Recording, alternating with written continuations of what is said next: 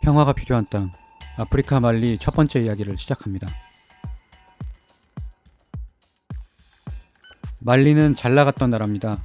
13세기부터 중세까지 말리 제국 그리고 송가이 제국을 거치면서 서아프리카의 패권을 손에 쥐었죠. 제국의 패권은 지정학적 특성과 관련이 깊습니다. 아프리카의 사헬지대에서 태동한 말리 제국은 사하라 종단무역의 허브로 자리매김했습니다.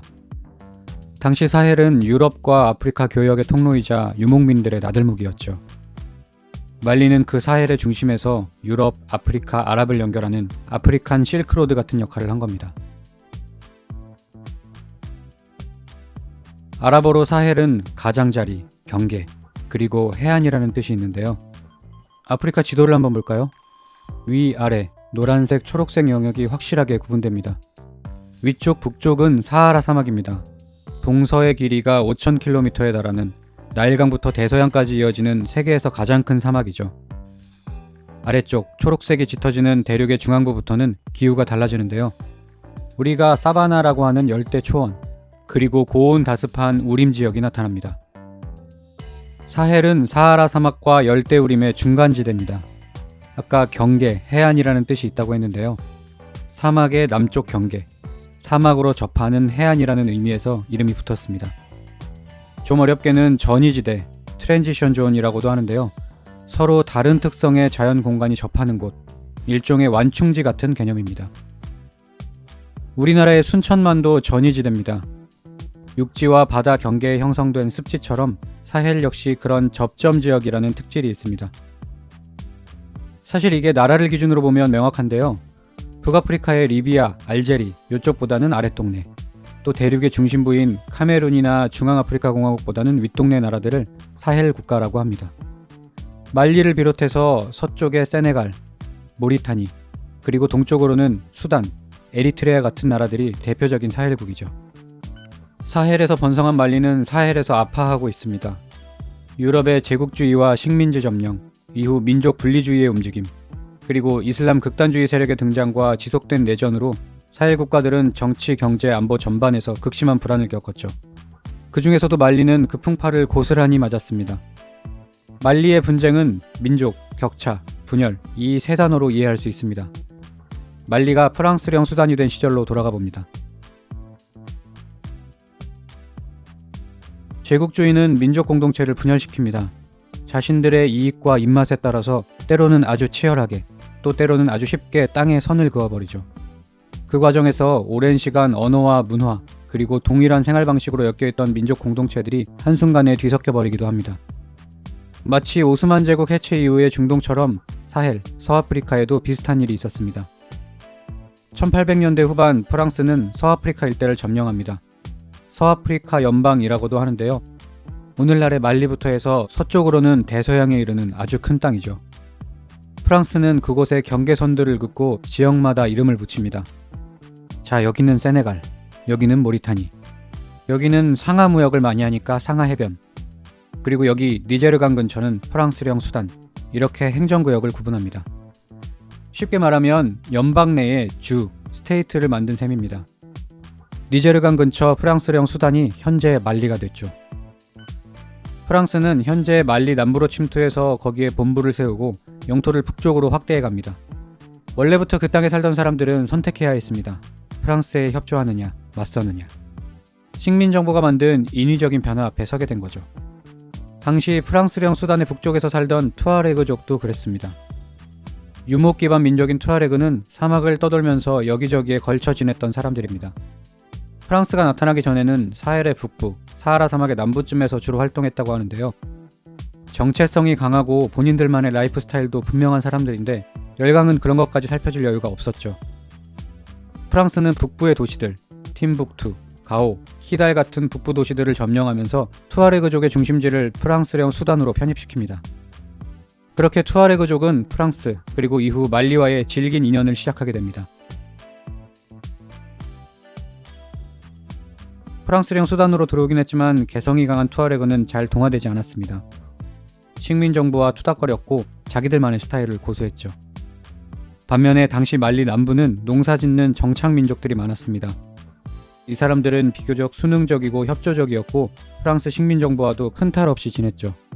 특히 오래전부터 니제르강을 따라 살아온 반바라족 같은 경우는 식민정부의 교육제도에 적극 동참하기도 했습니다. 거기서 배운 언어와 업무 지식으로 식민행정에도 참여할 수 있었죠. 프랑스도 이들을 관료로 등용시키면서 간접 통치를 지속합니다. 또 용맹했던 반바라 용사들은 세계대전 당시에 프랑스군으로 모집되기도 했습니다. 이렇게 남부 토착민들은 명성과 신뢰를 쌓으면서 프랑스와 협력관계를 구축했고 식민정부는 남부 지역에 힘을 더 싣습니다. 남북 갈등이 본격적으로 불거진 건 1960년 독립 이후의 일입니다. 프랑스령 수단은 말리 공화국으로 독립했는데요. 외세는 떠났지만 그 그림자는 여전했고 내부는 쉽게 단합하지 못했습니다. 북부의 투아레그족은 말리인이라는 정체성에 공감하지 못했죠. 아니 비록 우리가 프랑스한테 점령받긴 했지만 그래도 여전히 우리는 유목민이고 투아레그 사람인데 갑자기 자 너 이제 말리 사람 이렇게 된 셈이니까 그럴만도 합니다. 아무런 정치적 합의도 민족 스스로의 자각도 없이 말이죠. 식민지의 행정 경계선이 독립국가의 국경이 되고 내가 갑자기 그 나라의 국민이 됐다는 사실. 투아레그에게 말리는 이질적인 공동체였습니다.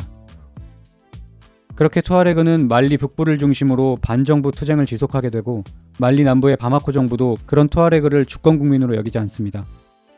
남부에게 북부는 문제가 많고 위험한 세력이었던 거죠.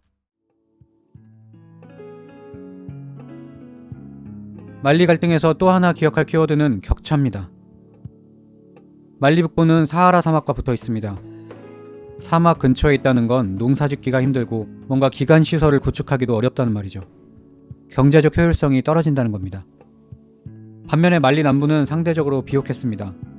사헬 남쪽으로 흐르는 니제르강 덕분에 관계 농업을 할 수 있었고 또 강유역에는 천연자원도 풍부했죠. 반바라족이 농사를 지으면서 정착민으로 살아온 것도 이러한 환경 덕분입니다. 프랑스는 이런 특성을 잘 알고 있었겠죠. 그래서 애초에 프랑스령 수단을 계획할 때부터 남부에 거점을 잡았다고 봅니다. 투자할 만한 가치, 적나라하게 말하면 수탈할 만한 지역에 투자한 거죠. 실제로 이 니제르강 유역 남부에서 생산된 작물은 식민정부에 공급됐고 해외 수출용으로 쓰였다고 하는데요. 면화를 생산하기 위해서 말리 농부들이 강제 노역을 했다는 기록도 있습니다. 결국 이런 식민지 시절의 양상은 남북의 격차를 불렀고 사회 경제적 불평등으로 나타났습니다. 말리 남쪽 중심으로 인프라가 개발되면서 수도인 남부 바마코에는 행정, 경제, 군사, 교육 시스템 같은 국가시설이 집중됐고 반면에 북부, 아자와드 지역은 상대적으로 낙후됩니다. 이런 불균형은 결국 민족적 박탈감과 서름, 앙금으로 이어졌고 갈등과 적대의 뿌리는 깊어집니다. 그렇지 않아도 분리주의 성향이 강한 북부였는데 한 나라 안에 또 다른 국경이 생겨버린 거죠.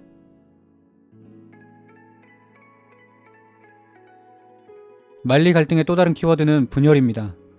프랑스 식민정부는 투아레그 공동체를 내적으로 분열시켰습니다.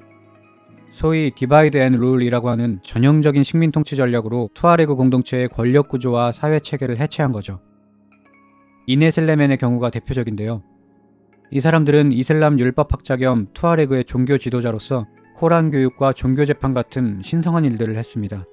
이른바 종교 엘리트 집단이었죠. 프랑스는 이 이네슬레멘의 권한을 대폭 축소해버리는데요. 일단 무프티라는 율법 선생을 직접 임명해서 이네슬레멘의 영역을 침범하고 권위를 낮췄고요.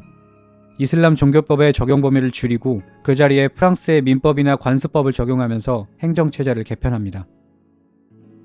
높은 도덕적 권위로 결혼, 교육 같은 중요한 일들을 중재하고 사회를 권면하던 이들의 권세가 약해지면서 투아레그 공동체에도 균열이 생깁니다. 모두가 따르던 선생님들이 없어지니까 그 안에서 분쟁이 생기고 싸움이 격화되는 거죠. 프랑스는 이렇게 개성이 강한 공동체를 조각내면서 식민정부의 통제력을 강하게 가져갑니다.